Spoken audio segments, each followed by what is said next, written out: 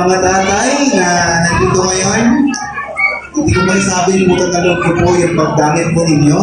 Hindi ko masasabing utang na loob ko sa director po ninyo. Ang nakikita ko lamang po ay marami ng mga tatay ang totoong nakakilala sa ating Panginoon. Tandaan niyo po ito. Once nakita mo yung buhay niyo sa harapan ng Diyos, hindi ako nangahat. Ang Diyos mismo ang magsasabi sa inyo. Tingin niya kayo, ito namin, at pabayaan ng ating Panginoon. Sa loob at sa labas ng tahanan ninyo, para magkakaan ninyo sa kapala at pagiging ng Panginoon. Kaya anumang problema ang pagdaanan natin, kasi lahat tayo doon sa Lord. Kaya pagdaanan ka, kaya pagdaanan nila. Kasama ng buhay natin yan. Ang paalala ko lang, huwag natin isasaltabi ang Diyos kapag nakakaranas tayo ng pagsubok. Ang madalas kasi nangyayari, kapag nagkakaproblema, ang Diyos ang unang-unang na-apekto.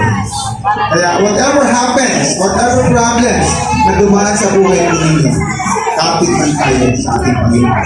So, yun lang po, and Happy Father's Day sa ating mga tatay. Nawa, matagpuan nyo yung pagpapala at kalooban ng Panginoon sa bawat pagbigay ulit ng pangalan ng Panginoon sa bawat isa.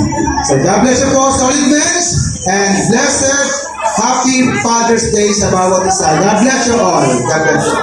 Happy Mother's Day! LWCC! Solid Mess! Okay po, salamat po and God bless po sa ating lahat.